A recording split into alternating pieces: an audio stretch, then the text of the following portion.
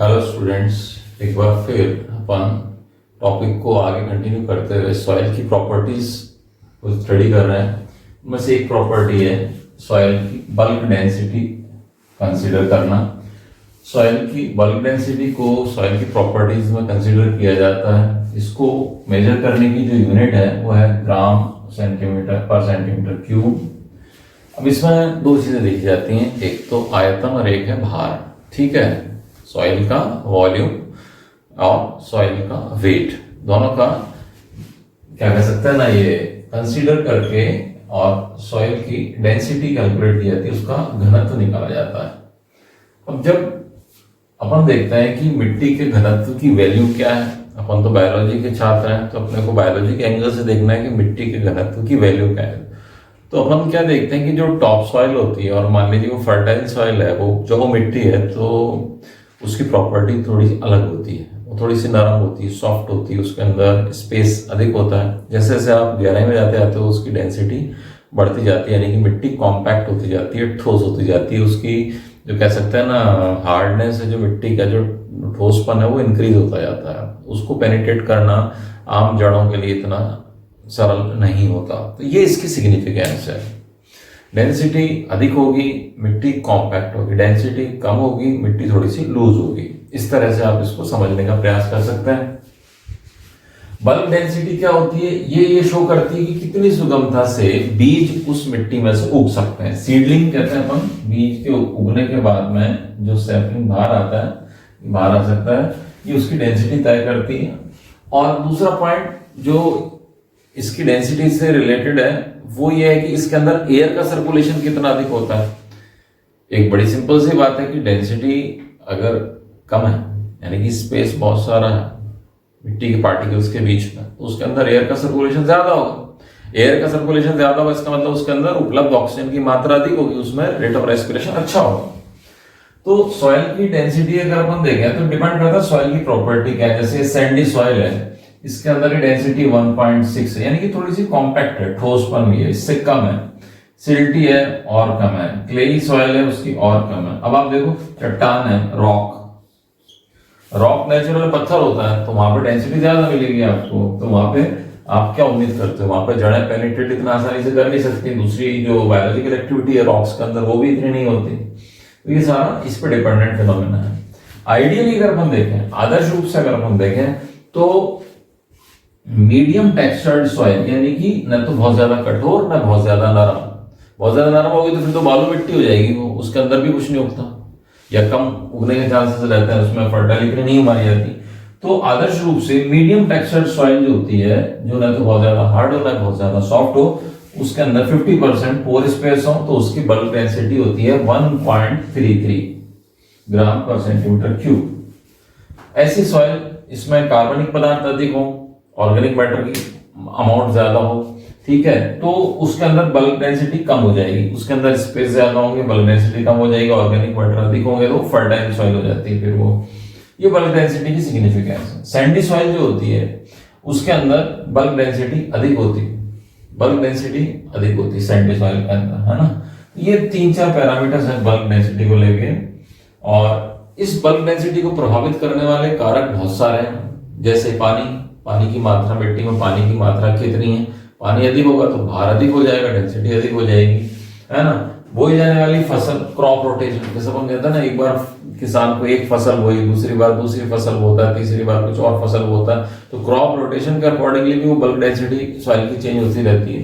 दूसरे शब्दों में क्रॉप कौन सी उगाई जानी चाहिए, ये भी इसको उसके लिए भी एक फैक्टर है कि बल्क डेंसिटी कैसी हो, डिपेंड करता है क्रॉप कौन सी उगानी है। ये सारा एग्रीकल्चर का टॉपिक है बेसिकली। सॉइल में ऑर्गेनिक मैटर की मात्रा, सॉइल टेक्सचर यानी कि सॉइल के अंदर कणों का जो आकार है वो क्या है, वो बल्क डेंसिटी तय करता है। और मिट्टी की यानी कि मिट्टी कितनी गहराई से खोद के निकाली है, तो अपन क्या देखते हैं कि ज्यादा गहराई में जाएंगे तो बल्क डेंसिटी बढ़ती जाएगी। तो सारे बल्क डेंसिटी को प्रभावित करने वाले कारक हैं। और इसको सिंपली अपन, कोई आपसे पूछे कैसे नापा जाता है, तो इसका भार और आयतन मिट्टी का वो नाप के और उसके अनुसार ये बल्क डेंसिटी तय होती है। सॉइल की पीएच कैलकुलेट करने के लिए अपन क्या करते हैं, मिट्टी को पानी में मिला लेते हैं। 1:5, 1 मिट्टी और 5 उसका 5 टाइम मोर पानी, उसमें अच्छे से शेक कर लेते हैं और उसको 1 घंटे के लिए छोड़ देते हैं, ताकि जितने भी उसके अंदर मिनरल्स प्रेजेंट हैं जो सॉल्युबल हैं, घुलनशील है, वो उसके अंदर मिल जाए। और उसके बाद या तो पीएच सेंसर से उसको मेजर कर सकते हैं या सिंपल जो पीएच पेपर आता है उसमें उसको डुबा के उस पानी में, और उसमें कलर मैचिंग का एक ऑप्शन होता है, बॉटल पे ही बना रहता है, उससे मैच करके अपन उस मिट्टी में जो पीएच है वो ज्ञात कर सकते हैं, मिट्टी की पीएच ज्ञात कर सकते हैं। ठीक है, तो अपने को पता है कि पीएच अगर लेस देन 7 है तो वो अम्लीय मिट्टी है, मोर देन 7 है तो क्षारीय मिट्टी है, उसके अंदर लवणीय लवणीय मिट्टी की श्रेणी में आ जाती है फिर वो। और ये डिसाइड करने के बाद में कि मिट्टी अम्लीय है क्षारीय है, अपन उसका फिर अकॉर्डिंगली ट्रीटमेंट ढूंढते हैं और ये डिसाइड करते हैं कि उसके अंदर कौन सी क्रॉप जो है या कौन कौन से प्लांट्स जो है वो सफलतापूर्वक ग्रो कर सकते हैं, और अगर नहीं कर सकते तो उसकी अम्लीयता या क्षारीयता को किस प्रकार से दूर किया जा सके ताकि उस मिट्टी को उपजाऊ बना सके अपन। काफी इंपॉर्टेंट पैरामीटर है सॉइल का, सॉइल की पीएच को नापना। तो सॉइल के अंदर या तो पीएच सेंसर का यूज करेंगे या पीएच पेपर की सहायता से अपन पीएच कैलकुलेट कर सकते हैं। सॉइल और वाटर को 1:5 के रेशियो में मिलाएंगे, 1 घंटा रखेंगे और उसके बाद ये मेजर कर लेते हैं। ठीक है, तो ये एक और पैरामीटर हो गया सॉइल की प्रॉपर्टीज को स्टडी करने का। एक और प्रॉपर्टी सॉइल की और वो है सॉइल मॉइस्चर, मिट्टी में उपस्थित नमी। देखिए सॉइल में नमी होती है, सब में होती है, किसी में कम होती है किसी में ज्यादा होती है। ये कहाँ होती है, किस तरह से होती है? मान लीजिए अगर ये सॉइल पार्टिकल हैं, ये 2 पार्टिकल हैं, इस तरह से मैंने सॉइल के पार्टिकल बनाए, तो इनके बीच में ये जो स्पेस है, जो खाली स्पेस है, इस जगह पे ये एयर रहती है, ये हवा रहती है। ठीक है, और रिमेनिंग ये क्या कह सकते हैं ना, ये वाटर का एक आवरण होता है पार्टिकल के बाहर। इस तरह से है ये वाटर अवेलेबल, और इस पानी को, इस जल को जो प्लांट्स होते हैं उनकी जो रूट्स होती हैं वो एब्जॉर्ब कर सकती हैं, अवशोषित कर सकती हैं। माइक्रोब्स जो होते हैं सूक्ष्म जीवी मिट्टी में वो अवशोषित, वो काम में ले सकते हैं। एक पॉइंट हो गया। अपने को मॉइस्चर कैलकुलेट करना है तो बिल्कुल सिंपल सी कैलकुलेशन है। मिट्टी का सैंपल लिया, मिट्टी के सैंपल में मॉइस्चर होगा, उसको पहले वे कर लिया, उसका तोल ले लिया, वजन ले लिया, उसका जितना भी वजन था उसको नोट कर लिया। मान लीजिए आपने एक ही खेत में से या अलग अलग खेतों में से मिट्टी के सैंपल लिए, गार्डन में से मिट्टी के सैंपल लिए, तो कई सैंपलों को लिया, उनको अलग अलग को वे कर लिया एक सी मात्रा लेके और उसको कहीं पर नोट कर लिया। फिर अपन ने क्या किया, उस सैंपल को ओवन में रखा 105 डिग्री सेंटीग्रेड पे लगभग 1 दिन तक, 24 घंटे रखा। तो नेचुरल ओवन में रखोगे तो ओवन तो गर्म होता है, तो उसका जितना भी मॉइस्चर है वो वाष्पीकृत हो जाएगा, तो उसके अंदर से मॉइस्चर निकल जाएगा। अब आपके पास क्या बची, वो सूखी मिट्टी। अब आप उस सॉइल को ओवन में से निकालें, ओवन में से निकाल के रूम टेम्परेचर पे रख दें, उसको नॉर्मल रूम टेम्परेचर पे आने दें। जब वो नॉर्मल रूम टेम्परेचर पे वो सॉइल आ जाए तो उसको दोबारा वे कर लें, दोबारा उसका वेट ले लें और उसको पुराने वाला जो वेट लिया था उसमें से माइनस कर दें, तो अपने को ये आ जाएगा सॉइल के मॉइस्चर की वैल्यू परसेंटेज में मेंशन अपन कर सकते हैं कि साहब 1% मॉइस्चर है या लेस देन 1% मॉइस्चर है या 2%, वो जितना भी आती वैल्यू वो डिपेंड करता है मिट्टी में। तो सैंड में, अच्छा, इस मॉइस्चर की सिग्निफिकेंस महत्व क्या है कि ये मॉइस्चर अलग अलग सैंड के लिए आइडियल अलग अलग होता है। ऐसा नहीं कि साहब 1% मॉइस्चर सारी मिट्टियों के लिए उतना ही काफी रहेगा, वो गलत है। 20% किसी के लिए अच्छा है, किसी के लिए 20% कम है। ये 2 एग्जाम्पल लिखे हैं मैंने इसके लिए, ये देखिएगा। इन सैंड 20% मॉइस्चर उचित रहता है और ये 20% मॉइस्चर ये सैंड रिलीज कर देती है, मुक्त कर देती है, ताकि उस मॉइस्चर को प्लांट्स काम में ले लें, इस्तेमाल कर लें। लेकिन यही एक क्ले जिसको अपन हिंदी में चिकनी मिट्टी कहते हैं, उसमें 20% मॉइस्चर इनका मतलब है कि प्लांट जो है वो स्ट्रेस में रहेगा, पादप के पास में जो उपलब्ध जल है उसकी मात्रा कम ही होगी, तो प्लांट स्ट्रेस में रहेगा। वहां पे 50% मॉइस्चर होने पर, उस 50% या 50% से भी ज्यादा मॉइस्चर होने पर वो क्ले में सामान्य मॉइस्चर माना जाएगा। तो सामान्य की परिभाषा ही अलग अलग हो गई। सैंड के लिए सामान्य परिभाषा क्या है कि 20% मॉइस्चर उसके अंदर है तो वो सामान्य सैंड। अगर अपन क्ले की बात करें 20% होने के बाद वो प्लांट स्ट्रेस में चला जाएगा, सूख सकता है। वो स्ट्रेस का मतलब है सूख जाएगा, पत्तियां मुरझा जाएंगी उसकी, है ना। क्यों? क्योंकि क्ले सॉइल में मैक्सिमम मॉइस्चर 50% या उससे अधिक होता है। इतना पानी होगा तब जाके वो प्लांट उसके अंदर नॉर्मल सर्वाइव कर पाएगा। तो ये सॉइल के अंदर मॉइस्चर की इंपॉर्टेंस होती है। प्लांट्स के सर्वाइवल के लिए ये मॉइस्चर आवश्यक होता है। सॉइल में नाइट्रोजन की मात्रा या नाइट्रेट्स की मात्रा को ज्ञात करना। अपने को ये पता है कि नाइट्रोजन नाइट्रेट के रूप में सॉइल में एक इम्पॉर्टेंट पोषक पदार्थ के समान कार्य करती है। प्लांट्स की ग्रोथ के लिए जरूरत इसकी बहुत ज्यादा होती है। तो इसको अपन किस तरह से मेजर करें, तो दो तरह से मेजर हो सकती है। हालांकि और भी कई तरीके हैं, लेकिन अपन एक इम्पॉर्टेंट मेथड है जिसकी सहायता से अपन इसकी मात्रा को ज्ञात कर सकते हैं, उसका अपन ब्रीफ में स्टडी करेंगे।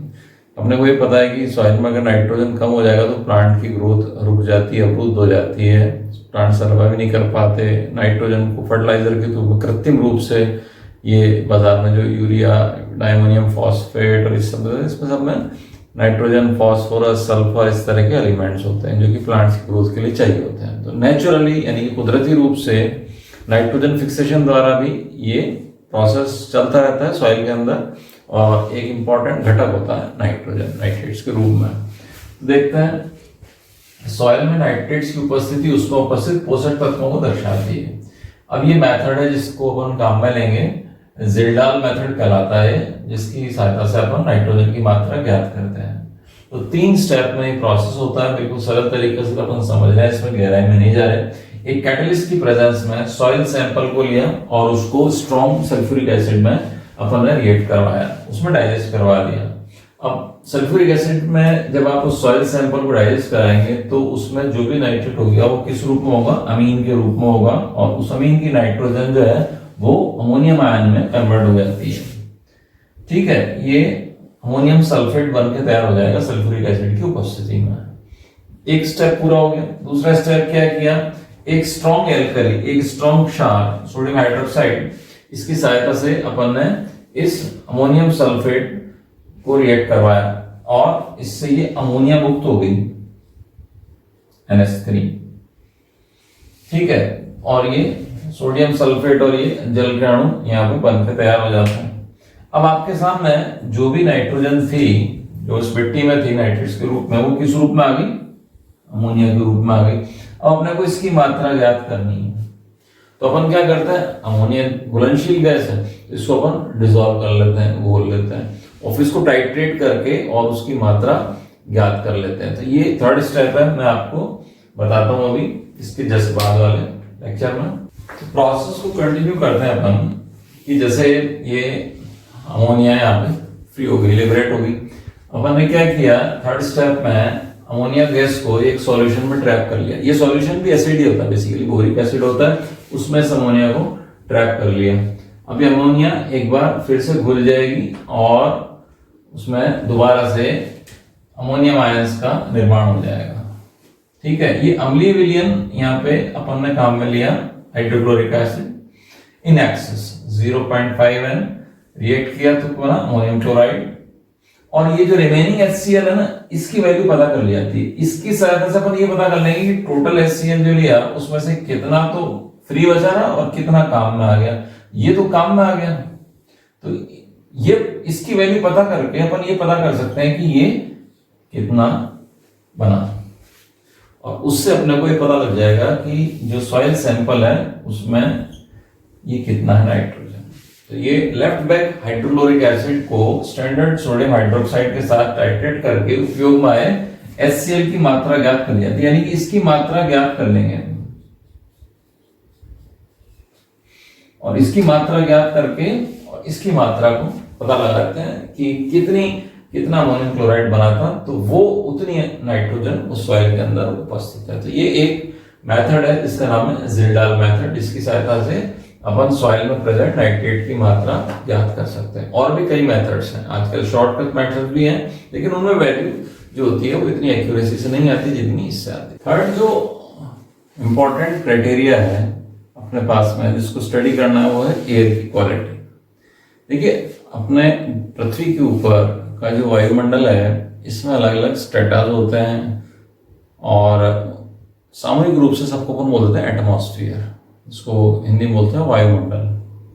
अब इस वायुमंडल के अंदर अपन जिस स्तर के संपर्क में हैं, ह्यूमन बीइंग हैं, प्लांट्स हैं, दूसरे एनिमल्स हैं, वो हैं, सबसे इमीडिएट जो स्तर होती है वो गैसेस या उस वायु में उपस्थित जितने भी घटक हैं वो अपने को सीधे प्रभावित करते हैं। अपन ये देखते हैं कि वायुमंडल में जो गैसें उपस्थित हैं वो गैसें एक निश्चित प्रतिशतता में हैं। वो प्रतिशतता कुछ में बदल भी सकती है, बदल भी जाती है, लेकिन वायुमंडल के विभिन्न स्तरों में बाई एंड लार्ज की प्रतिशतता वही रहती है, उसमें बहुत ज़्यादा चेंज नहीं आता। फॉर एग्जाम्पल नाइट्रोजन 78% सबसे अधिक ही होती है, ऑक्सीजन लगभग 21%, आर्गन, कार्बन डाइऑक्साइड, नियॉन, ये देखिए प्रतिशतता कम होती चली जा रही है ना। तो होती तो सब है, ओजोन वगैरह सब होती है, लेकिन इनकी परसेंटेज वो कम होती जाती है। जैसे जैसे अपन पृथ्वी की सतह से ऊपर जाते जाएंगे, आपको पता है कि जो प्रेशर है, एटमॉस्फेरिक प्रेशर, वायुमंडलीय दाब, वो कम होता जाता है, लेकिन ये परसेंटेज है वो बाई एंड लार्ज एक सी रहती है, प्रेशर कम हो जाता है। ये एक पॉइंट हो गया। अपन बेसिकली इकोलॉजी के दृष्टिकोण से इन सब गैसों को देख रहे हैं। आप विस्तार से पढ़ते हो सब, ग्रीन हाउस इफेक्ट हो गया और ये ग्लोबल वार्मिंग हो गई, और इस तरह के जो भी इवेंट्स हैं वो सारे इसी गैसेस मिक्सचर पे डिपेंडेंट फिनोमेना होते हैं। इसके साथ साथ में पॉल्यूटेंट गैसेस भी होती हैं, जैसे कि सल्फर के ऑक्साइड्स, नाइट्रोजन के ऑक्साइड्स, कार्बन के oxides, carbon dioxide, carbon monoxide, ये सारे ये पॉल्यूटेंट गैसेस के रूप में ये भी वायुमंडल में हमेशा होते हैं। लेकिन वही बात है, इनकी जो परसेंटेज है, प्रतिशतता है, वो हमेशा एक सी नहीं होती। इवन 24 घंटे में एक सी नहीं होती, रात में कम हो जाती है, सुबह होते कम रहती है, दिन में फिर ज्यादा हो जाती है, और ये इस तरह की साइकिल चल रही है। टेम्परेचर पर डिपेंड होता है, सर्दियों में पॉल्यूशन ज्यादा खतरनाक होता है ना। तो बहुत सारे फिनोमिना हैं जो कि पॉल्यूटेंट गैसेस की एयर में मात्रा को जो है वो कंट्रोल करते हैं, इफेक्ट करते हैं। अब आपने ना दूसरी चीज है, वायुमंडल में इन गैसेस के अतिरिक्त दूसरे जो घटक हैं वो है वाटर वेपर, डस्ट पार्टिकल्स, धूल के कण, माइक्रोब्स यानी कि सूक्ष्म जीवी, बैक्टीरिया, वायरस सब आ गया इसके अंदर, पॉलन ग्रेन्स, परागकण, स्मोक यानी कि गाड़ियों का धुआं, कल कारखानों का धुआं, फैक्ट्रियों का धुआं, सॉल्ट्स ऑफ मैटर्स है ना, धातुओं के लवण, ये सारे उपस्थित होते हैं।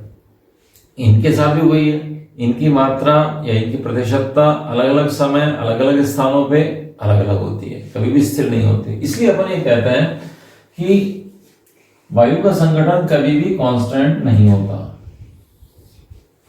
ये अलग अलग स्थानों पर अलग अलग समय पे अलग अलग होता है, भिन्न होता है। तो इसी की चर्चा अपन आगे करते हैं। एयर की क्वालिटी को चेक करने के लिए आजकल क्या है कि मशीनी जमाना है, तो एक वेल डिजाइन मशीन है जो कि प्रोमिनेंट प्लेसेस पे अलग अलग शहरों में रख दी जाती है, खास तौर से सर्किल्स पे, चौराहों पर और ऐसी जगह जहाँ पे प्रदूषण के स्तर अधिक होते हैं। बेसिकली पॉल्यूशन को मेजर करने के लिए वो एक मशीन है।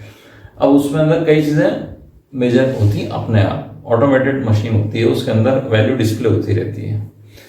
ठीक है, तो अपन उस पर जाएं उससे पहले अपन ये देखते हैं कि एयर की क्वालिटी से मतलब क्या है। एयर की क्वालिटी से मतलब ये है कि एयर के अंदर जो नेचुरल गैसेस हैं, जिनको अपन लिखा था प्रतिशतता में, उनके अलावा दूसरी भी गैसेस हैं जो कि पॉल्यूटेंट गैसेस के रूप में उपस्थित होती हैं, और वो मैन मेड एक्टिविटीज से एयर के अंदर ऐड होती हैं, जैसे कि इंडस्ट्रीज, फैक्ट्रीज, व्हीकुलर पॉल्यूशन है ना, घरों से निकलने वाला धुआं, अगर चूल्हा जलता है तो, और इस तरह से दूसरे भी कई मैथड्स होते हैं।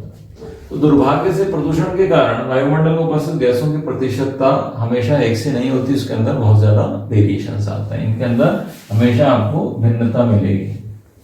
हानिकारक जो गैसें हैं, हार्मफुल जो गैसेस हैं, वो वायुमंडल की वायु के साथ मिलकर उसे दूषित कर देती है, जैसा कि मैं बार बार कह रहा हूँ।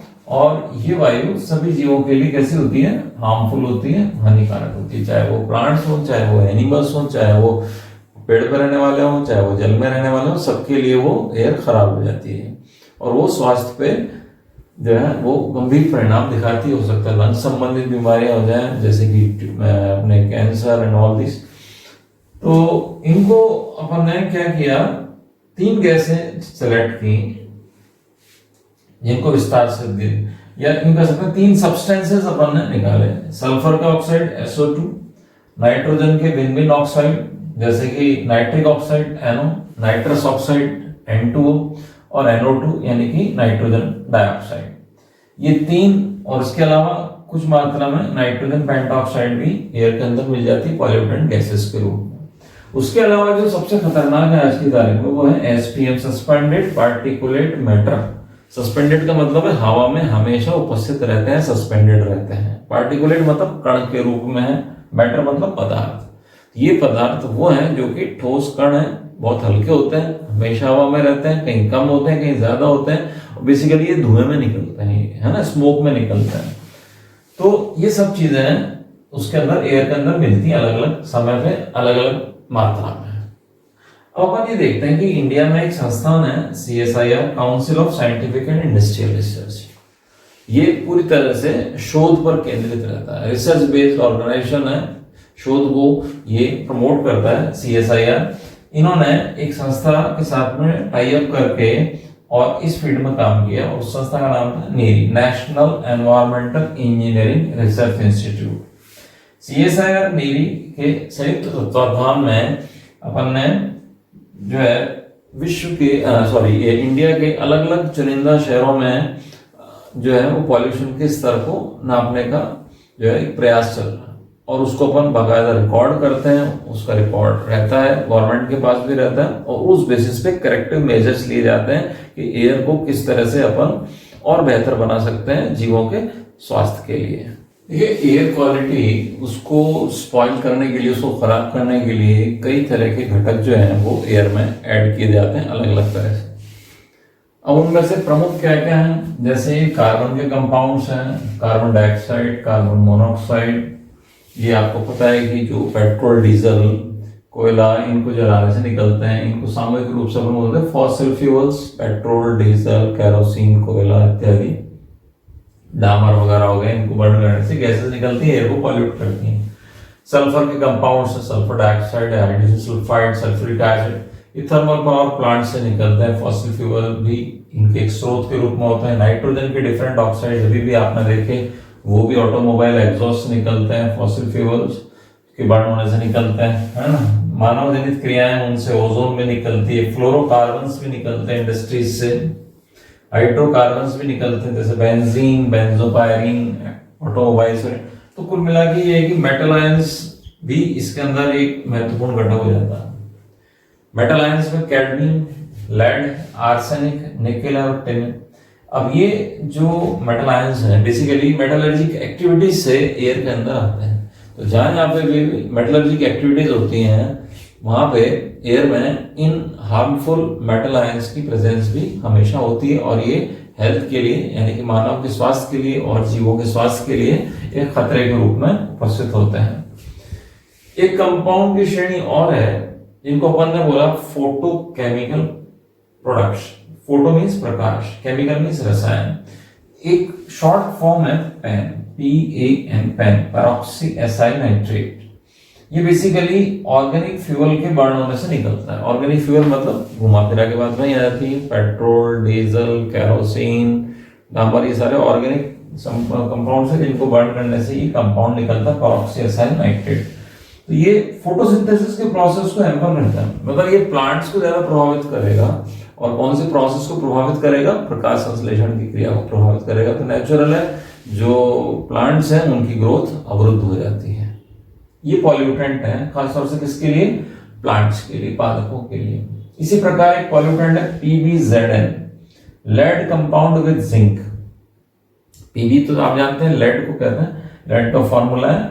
इसके अंदर ऐसे कंपाउंड है जिनमें जिंक मौजूद होता है, तो ये भी इसी श्रेणी में आ जाते हैं। ये भी प्लांट्स के लिए हार्मफुल होते हैं, फोटोसिंथेसिस के प्रोसेस को खराब कर देते हैं, हैम्पर कर देते हैं, इससे प्लांट्स की वृद्धि रुक जाती है। और उसके अलावा होता है पार्टिकुलेट मैटर। पार्टिकुल कहते हैं कण।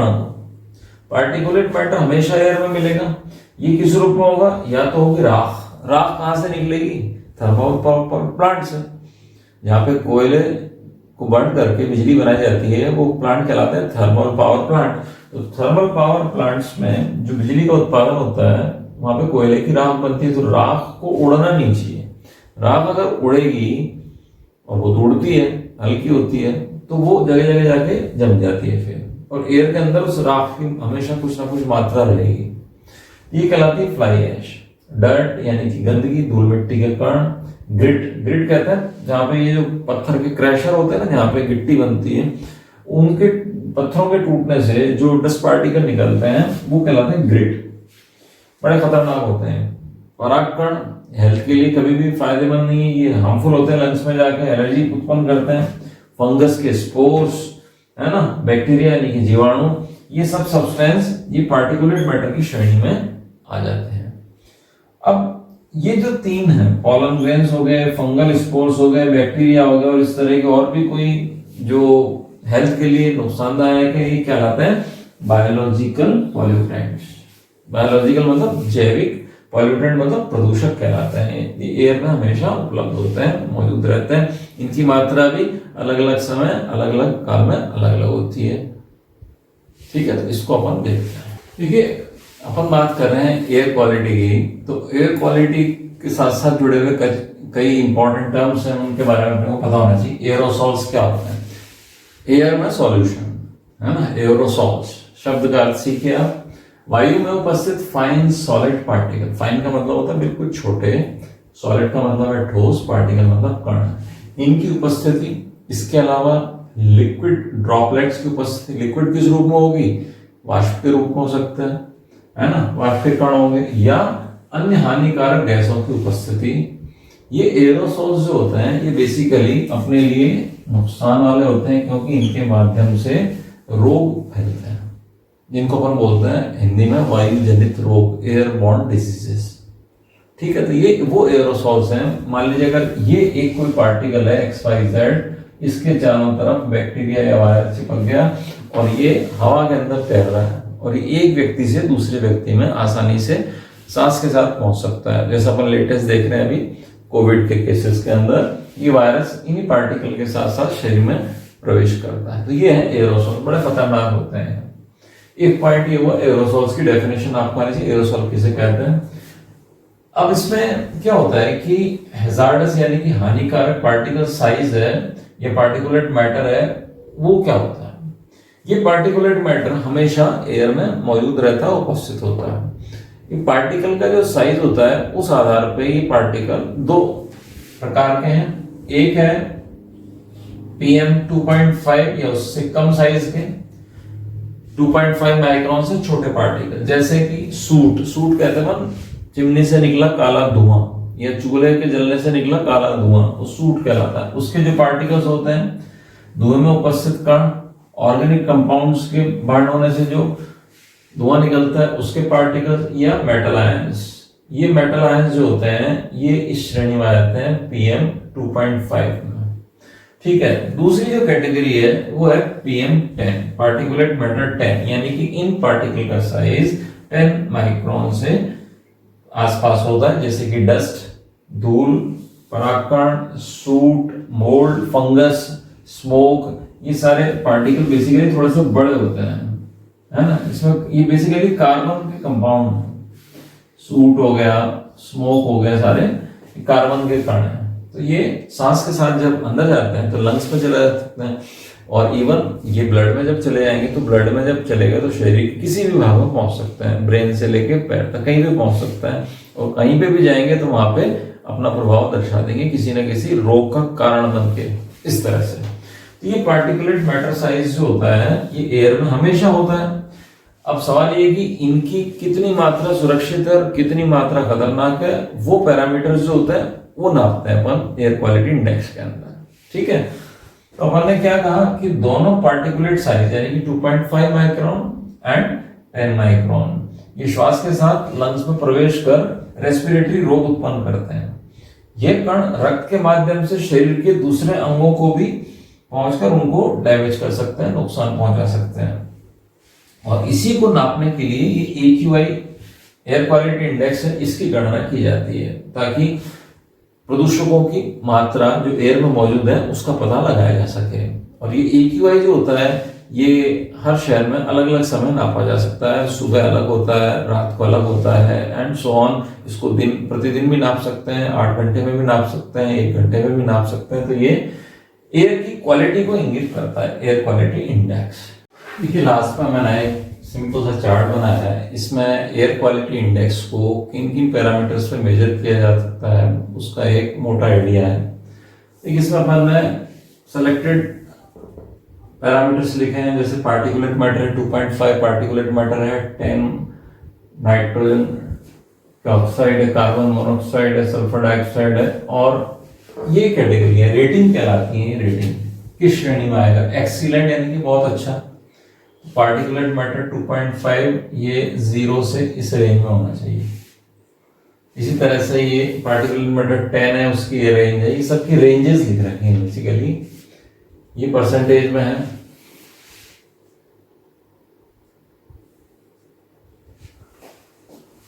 ठीक है ना, तो ये फाइन की कैटेगरी में आ गया। ठीक है, यहां तक ठीक है। मनुष्य के अच्छे स्वास्थ्य के लिए ये जो मैंने ग्रीन कलर की डॉट से लाइन खींची है ये अच्छी। और उसके बाद में ये खतरे शुरू हो जाते हैं। मॉडरेट का मतलब है आप रिस्क जोन में आ गए, खतरे के जोन में आ गए आप। ये लोग जो कि लगातार पार्टिकुलेट मैटर 2.5 की मात्रा इतनी होने के माहौल में रहते हैं। पार्टिकुलेट मैटर 10 इस क्वांटिटी के एयर को वो बराबर लेते हैं और उसके अंदर ये गैसेस होती हैं। तो ये उसकी एक रेंज है जो धीरे धीरे जैसे जैसे इनकी मात्रा बढ़ती जाएगी ये और खराब होती जाएगी। जैसे हमने वर्ड लिखा है हमें पुअर यानी खराब, वेरी पुअर और ज्यादा खराब क्वालिटी की एयर है। और ये हैजार्डस यानी कि सबसे खराब एयर है। जब पार्टिकुलेट मैटर का साइज इस रेंज में पहुंच जाएगा और इन गैसों की प्रतिशतता इससे आगे बढ़ जाएगी। तो इसको अपन संख्या से व्यक्त करते हैं। AQI को अपन 0 से 50 की रेंज में अगर है तो ये अच्छा माना जाता है, स्वास्थ्यवर्धक वायु मानी जाती है, जैसे गार्डन्स के अंदर होती है। ये 50 से 100 के बीच में मॉडरेट है, मतलब यहां से रिस्क जोन शुरू हो गया ये मामला। फिर ये 100 से 150 अनहेल्दी AQI 200 से 300 ये वेरी अनहेल्दी है, और 300 से 500 फिर ये हैजार्डस यानी कि खतरनाक स्तर पे प्रदूषण के स्तर पहुंच चुके होते हैं। तो ये बेसिकली एयर पॉल्यूशन को इंगित करता है AQI।